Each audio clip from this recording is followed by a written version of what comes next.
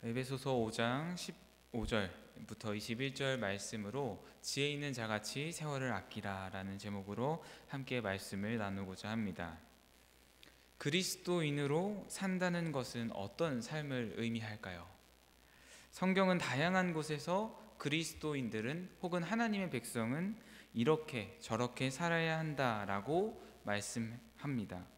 다채롭게 그리스도인들의 삶의 면면들을 보여주지만 공통적인 것이 있습니다. 바로 하나님의 백성은, 그리스도인은 자신의 마음대로 살지 않는다는 것입니다.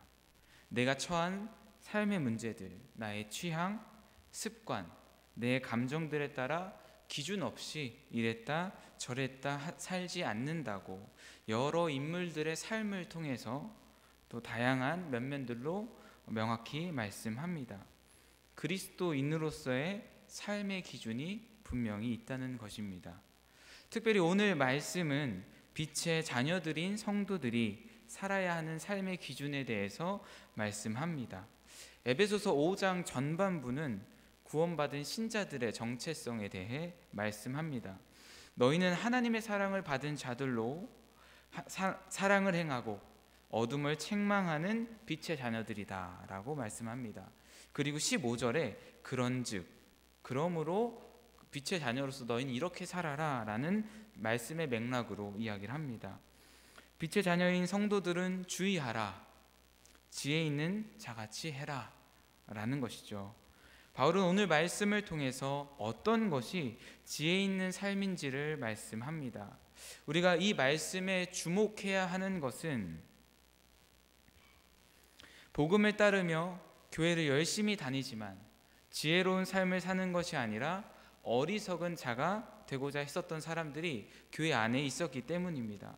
에베소 교회 안에 어떤 사람들은 함께 예배드리기를 즐거워하며 기도와 말씀으로 예수님의 뜻이 무엇인지 잘 이해하고자 했고, 그런 하나님의 뜻을 이루면서 살던 사람들이 있었던 반면에 어떤 사람들은 술에 취하고 자기 마음대로 사는 사람들이 있었습니다. 이런 자들에게 바울은 말씀합니다. 세월을 아끼라. 지혜 있는 사람은 세월을 아끼는 사람입니다. 세월을 아끼는 삶은 무엇일까요? 시간을 낭비하지 않고 알뜰하게 사는 것을 의미할까요? 매년 이맘때쯤 되면 나오는 책이 있습니다. 바로 트렌드 코리아라는 시리즈 책입니다. 매년 다음 해 내년에 트렌드를 예측 분석한 책입니다. 지난달 2024년 내년이죠. 대한민국 소비 트렌드를 예측 분석한 책이 나왔습니다. 이 책에는 2024년 중심이 될 트렌드를, 사회 중심이 될 현상들을 10개의 키워드로 정리하여 소개하고 있는데요. 그 중에 첫 번째 나오는 키워드는 내년 그 2024년 전체를 총 아우르는 주제를 첫 번째로 선정하여 책이 출간이 됩니다. 그 첫 번째 나오는 키워드가 이 전체를 아우르는 가장 큰 주제, 화두가 되는 것인데, 그 핵심 키워드로 소개되는 것이 분초사회입니다. 분초사회입니다. 분초사회는 현대사회가 시간을 중요하게 생각하기 때문에 분과 초를 쪼개어 아끼고 아껴서 효율적으로 사용하고자 하는 트렌드를 의미합니다. 사람들은 말합니다. 요즘처럼 시간을 아끼는 시대가 없다고들 말합니다. 유튜브 같은 영상들도 요즘 젊은 세대들을 보면요, 그냥 보는 사람들이 없어요. 다 배속으로 봅니다. 1.25배속, 1.5배속, 2배속 넘게 보시는 분들도 있어요. 시간을 배속으로 쓰면서 시간을 가속해서 사용합니다. 또 같은 시간에 동시에 여러 가지 활동들을 하는 것을 볼 수 있습니다. 영상도 보고요, 드라마도 보면서 책도 읽고 장도 보고요, 쇼핑도 하고 인터넷으로 정보도 찾습니다. 그러다 다시 카톡을, 문자를 보내기도 합니다. 시간의 저글링이라고 말하죠. 같은 시간에 여러 가지 활동을 하기도 합니다. 또 요즘은 반차보다 반차를 또 쪼개서 반반차를 또 사용한다고 해요. 시간을 아끼기 위한 것입니다. 시간을 가성비 있게 쓰는 시성비가 중요한 시대, 그 시대가 앞으로의 트렌드인 분초 사회라는 것입니다. 자, 이렇게 시간을 낭비하지 않고 알뜰하게 쪼개고 쪼개서 사용하는 게 세월을 아끼는 삶일까요? 그렇다면 오늘날 이 현대가 가장 지혜로운 시대일지도 모르겠습니다. 시간을 아껴서 알차게 사용하는 것 자체가 의미가 없는 것은 아니죠. 그리스도인들도 할 수만 있다면 시간을 효율적으로 사용하는 것이 좋을 것입니다. 그럴 때 세상에서 본받을 만한, 칭찬받을 만한 모습이 될 것입니다. 그러나 이를 하나님께서 세월을 잘 아꼈구나 칭찬하실까요? 그렇지 않을 것입니다. 그렇다면 세월을 아끼는 삶은 구체적으로 무엇을 말할까요? 세월은 시간을 의미하는데, 시간을 의미하는 헬라어는 대표적으로 카이로스와 크로노스라는 단어가 있습니다. 성도님들도 한 번쯤은 들어보셨을 것 같은데요. 이 두 단어는 의미상 겹치는 부분이 많아서 차이가 없다라고 하시는 분들도 있지만, 문맥에 따라서는 중요한 의미의 차이를 가집니다. 크로노스는 보통 일반적인 시간을 말하죠. 역사적으로 흘러가는 시간, 1시, 2시, 3시 측정이 가능한 그런 시간들을 말합니다. 이에 반해 카이로스라는 시간은 이 모든 시간을 포함하지만 특별히 기회와 같이 특별한 시간, 어떤 사건이나 목적이 이루어지는 때를 의미합니다. 그래서 신약 성경에서는 대체로 예수님의 오심, 하나님 나라의 도래와 같은 특별한 때, 하나님의 구원의 역사의 때를 가리킬 때 사용됩니다. 마가복음 1장 15절 말씀입니다. 함께 읽겠습니다. 이르시되 때가 찼고 하나님의 나라가 가까이 왔으니 회개하고 복음을 믿으라 하시더라.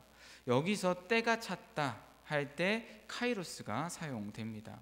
이와 같이 특별한 시간을 나타내는 카이로스는 하나님의 시간, 하나님이 주시는 기회, 하나님께서 다스리시고 함께하는, 동행하는 시간들을 의미합니다. 보다 넓게 말한다면 하나님과 함께하는 시간이라고 할 수 있겠고, 구체적으로 말한다면 하나님께서 그의 백성들에게 원하시는 그 목적이 이루어지는 시간이라고도 할 수 있겠습니다.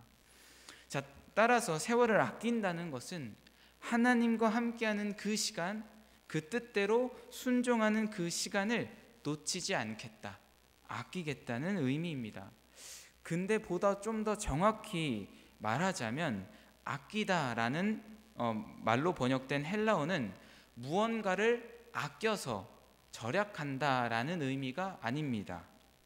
아끼다에 해당하는 헬라어는 엑사고라조로 속량하다, 구속하다, 구출하다는 의미입니다. 예수님께서 죄인들을 십자가의 보혈로 그 죄를 속량하셨다 할 때 사용되는 속량과 같은 단어입니다. 전쟁에 포로되었었던 자들을, 혹은 종된 자들을 돈을 주고 되사오는, 그래서 자유롭게 하는 게 속량이죠. 빼앗긴 것을 돈 주고 되사오는 것을 의미합니다.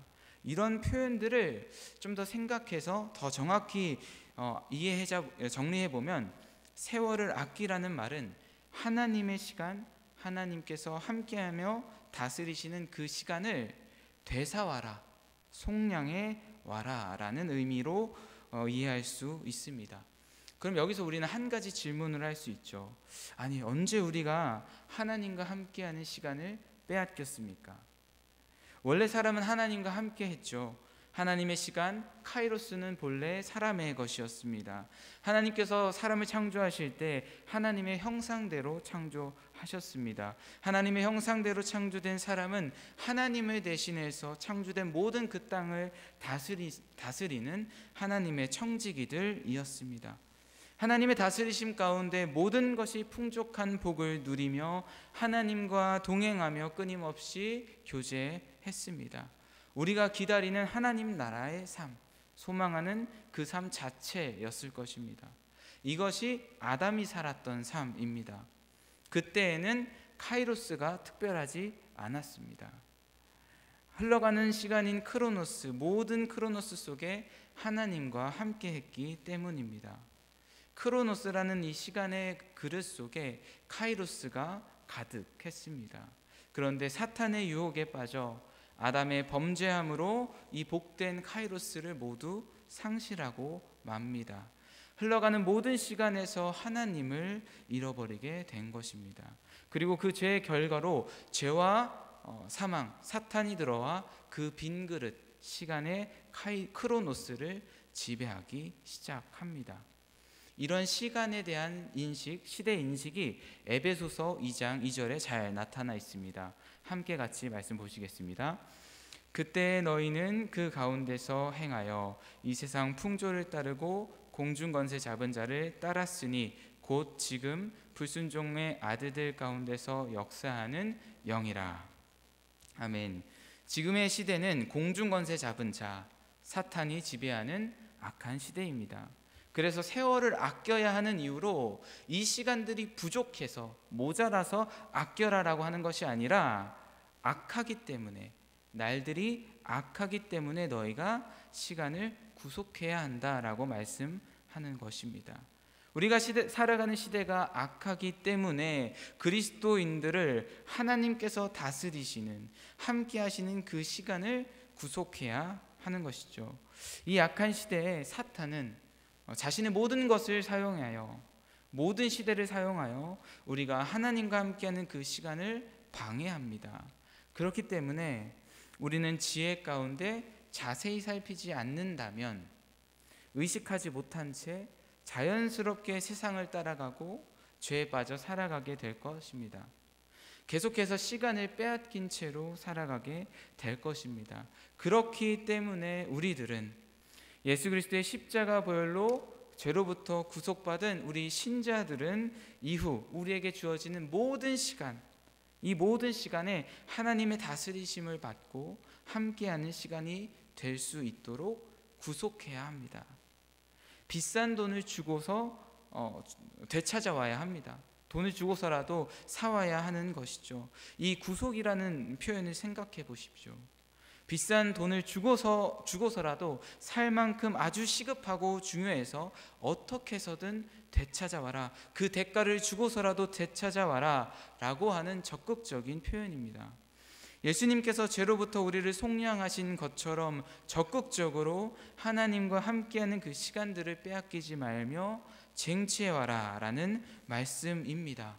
그렇다면 어떻게 시간을 되찾아올 수 있을까요? 어떻게 구속할 수 있겠습니까? 17절 말씀입니다.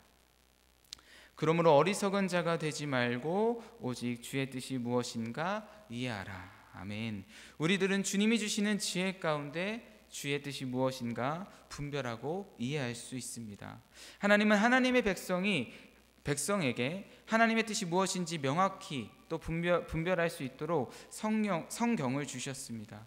하나님은 말씀과 기도를 통해 자신의 뜻을 가르치시고 인도하십니다. 우리들은 이 말씀과 기도를 통해 하나님의 백성에 합당한 삶의 기준들을 세워 나아갈 수 있습니다. 이를 통해 분별할 수 있습니다. 또 예배 때 선포되어지는 말씀과 기도의 자리를 통해 하나님의 뜻을 깨닫고 그와 함께하는 시간들을 적극적으로 구속하며 살 수 있습니다. 우리 그리스도인들의 모든 삶이 다 하나님을 기쁘시게 하는 삶은 아니죠. 그렇기에 우리가 살아가는 삶 가운데 주의 뜻이 무엇인가 분별하고 이해해야 합니다. 이해하다라는 이 헬라어 단어도 어떤 것에 마음을 쏟다, 기울여서 파악한다라는 뜻을 의미합니다. 노력하는 것이죠. 즉 그리스도인들이 이 악한 세상 속에 마음을 기울여서 노력하여 하나님의 뜻이 무엇인지 분별해야 한다는 것입니다. 하나님이 원하시지 않는 것들을 분별하여 끊어내고 거절할 수 있어야 합니다. 하나님께서 내게 허락하신 그 시간에 내게 원하는 것이 무엇인지 분별하고 여기에 초점을 두고 기준을 두고 시간을 사용해야 합니다. 이것이 지혜 있는 삶이며 그리스도인의 삶의 기준입니다. 이런 모습이 시간을 구속하는 것이며 지혜 있는 자의 모습이다라고 할 수 있습니다. 이와 대조되는 지혜 없는 자들은 어떤 삶을 살아간다고 말씀합니까? 18절 말씀 함께 읽겠습니다. 술 취하지 말라. 아멘. 지혜가 없고 어리석은 자들은 술에 취하여 방탕하게 살아갑니다. 시간을 아끼는 것과 완전히 대조되는 모습으로 살아갑니다. 단순히 술에 대한 문제가 아닙니다. 술에 취함으로 생활이 무절제하게 되며 방탕하게 된다는 것이 문제입니다. 술 취함은 신약 시대의 쾌락 중에 가장 일반적이고 대표적인 것이었습니다. 이는 마치 지배를 당하는 것과 같습니다. 예수 그리스도의 십자가로 말미암아 나의 인생 전체가 구속을 받았는데, 그래서 이제 나의 모든 시간이 우리 주 안에서 카이로스가 되었는데, 술로 대표가 되는 이 쾌락을 쫓아 그의 지배를 받아 살아가게 되는 모습입니다. 술 취한 사람을 보면 어떻죠? 자신의 몸을 마음대로 컨트롤하지 못합니다. 자신의 몸뿐만이 아니죠, 이성도 지배합니다. 술 취한 사람이 정신을 잃어 기억도 하지 못하는 것을 쉽게 볼 수 있습니다. 술이 이끄는 대로 이리저리 휘둘리다 자신이 의도하지 않았던 실수들을 하게도 됩니다. 그리스도인으로 마땅히 하나님의 다스리심을 받고 그분의 뜻에 순종하며 살아가야 하지만 분별력을 잃고 주어진 그 시간들을 다 허비하게 되는 것이죠. 분별하지 못하고 주어지는 은혜의 모든 순간들을 다 잃어버리며 방탕하게 살아가게 됩니다. 오늘 이 지혜 없고 어리석은 자의 모습이 나에게 개인적으로 와닿지 않을지 모르겠습니다. 우리 대부분의 성도님들은 이렇게 술에 취하지 않기 때문이죠. 그러나 오늘 말씀의 맥락을 생각해 볼 때 술 취하지 말라는 것은 단순히 술 취함만을 의미하는 것은 아닙니다. 술과 같이 매여 있는 것, 빠져 있는 것, 취함과 같이 우리의 인생을 지배하고 이끌어가는 것. 그래서 마땅히 하나님과 함께하며 하나님의 뜻대로 살아야 하지만 분별하지 못하게 만드는 모든 것을 의미합니다. 어느 하나에 깊게 빠져 주의 뜻을 분별하지 못한다면, 그 시간을 구속하지 못한다면 그것이 술 취하는 것과 같다는 것이죠. 술에 빠져 있을 수 있겠습니다. 돈에 빠져 살 수도 있습니다. 이성에 빠져 있거나 일 중독으로 일에 빠져 살아가고 TV나 드라마, 휴대폰, 게임이나 오락에 빠져 살아가기도 합니다. 이렇게 세상의 쾌락에 빠져 살아가며 분별력을 잃어가는 것입니다. 이런 삶이 오늘 말씀의 세월을 아끼지 않는 삶, 지혜 없고 어리석은 삶입니다. 악한 세상에서 기준이 없이 살아가는 모습입니다. 요즘 시대를 도파민 중독의 시대라고 합니다. 앞서 소개해드렸던 책 2024년 트렌드 코리아에서 예측 분석한 10가지 키워드 중에 하나가 도파민이라는 키워드입니다. 도파민과 파밍, 무언가를 농사 파밍하는 것처럼 열심히 하는 행동을 말하는 거죠. 열심히 구하는 행동을 말합니다. 이 합성어로 쾌락의 호르몬 이 도파민을 중독되어 재미를 계속 갈구하고 쫓는 현상을 도파민이라고 합니다. 분초 사회로서 시간을 분과 초 단위로 쪼개고 아껴서 살며 무엇을 합니까? 조용히 자신의 생각을 정리하거나 묵상하거나 그런 것이 아니라 도파민이 막 뿜어져 나올 만한 일들을 찾는다는 것이죠. 철저히 쾌락을 쫓고 쾌락의 지배를 받는 그런 시대의 흐름을 보여줍니다. 이런 소비의 트렌드에 따라서 2024년에는 이런 쾌락을 중심으로 한 많은 영상들, 물건들, 시간들, 가르침들이 형성이 되겠죠. 말씀에서 말하는 악한 날들이 우리에게 주어지는 것입니다. 이런 악한 시대의 흐름에 노출되어 있는 우리 역시 자유롭지 못합니다. 게다가 우리는 이런 유혹들에 쉽게 넘어지는 연약한 자들입니다. 우리가 이런 악한 세상 속 이런 세상의 가치관 막 혼합되어 날마다 우리의 기준들이 흔들리는데 어떤 것이 하나님의 뜻이며 하나님의 기쁨이 있고 어떤 것에 하나님의 영광이 있는지 우리는 어떻게 알 수 있을까요? 그 기준을 어떻게 지키며 바르게 세울 수 있을까요? 오직 성령의 충만함을 받아라 말씀합니다. 성령의 충만함을 받는 것입니다. 신자들은 하나님의 영이신 성령 충만함을 받음으로 하나님의 뜻을 분별할 수 있습니다. 하나님은 돌같이 굳은 그의 백성들의 마음에 새 영을 두어 굳은 그 모든 마음들을 제거하고 하나님의 뜻을 두고 그들에게 행할 수 있게 하시겠다 에스겔서에 말씀하셨습니다. 성령님께서 신자들 가운데 뜻과 계획을 알게 하신다는 것을 고린도전서 2장 10절에서는 이렇게 말씀합니다.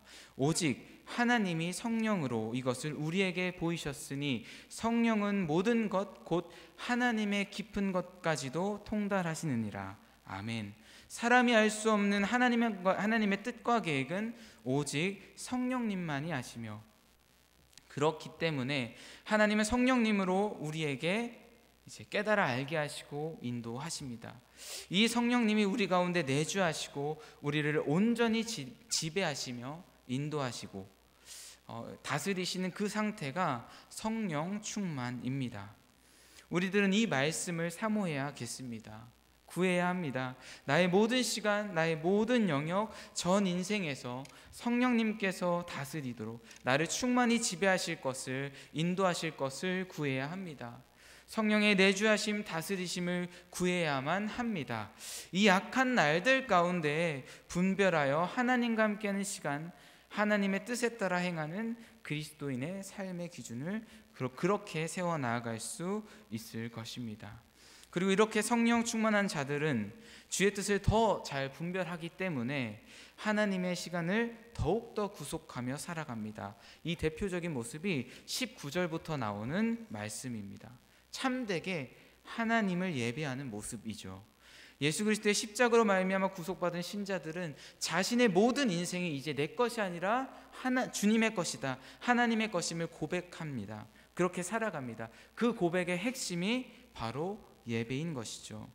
나를 죄에서 구원하신 주님의 은혜를 나의 입술, 우리의 입술과 삶을 통해 찬양하고 높여드리며 예배하는 삶을 살아갑니다.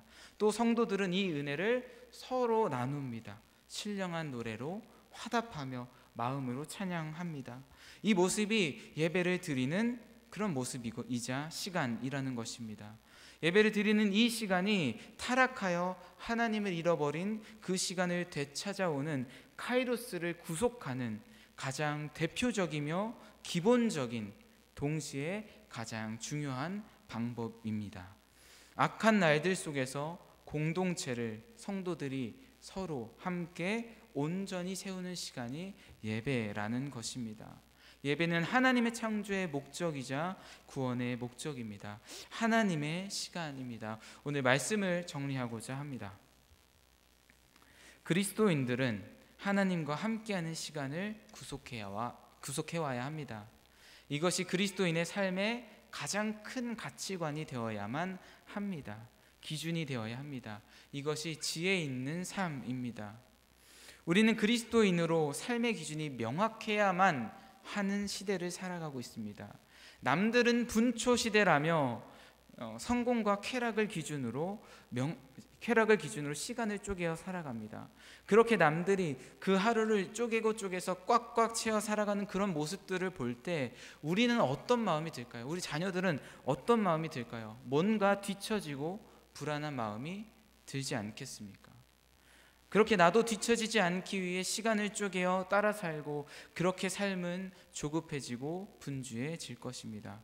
그리고 이렇게 시간을 쪼개며 그 시간 속에 쉽게 정리될 수 있는 시간이 바로 교회와 신앙생활, 카이로스의 시간이 될 수 있는 것이죠. 지혜와 분별력의 근원인 예배와 기도로부터 자연스럽게 멀어지게 될 수 있습니다. 그래서 유진 피터슨 목사님은 분주함에 대해서 이렇게 말합니다. 분주함은 헌신의 징후가 아니라 배신의 징후다. 나의 삶을 돌아보길 원합니다. 이 기준이 바로 서 있는지, 아니면 너무 많은 일들을 만들어 기준을 세우지 못하고 분주하게 삶을 살아가진 않을까요? 하나님과 함께하는 시간을 가장 소중하고 복된 시간으로 여기는 그 은혜가 있기를 축복합니다. 모든 시간을 하나님을 위해서 사용하진 못하더라도 가장 중요하고 기본적인 크로노스의 그 시간인 예배에 마음을 쏟는 지혜로운 삶이 되시길 축복합니다. 성령 충만하여 분별하고 기준을 바로 세울 수 있는 은혜가 나와 우리 가정과 교회의 가운데 있기를 소원합니다. 이를 생각하며 함께 찬양하고 또 기도하시겠습니다.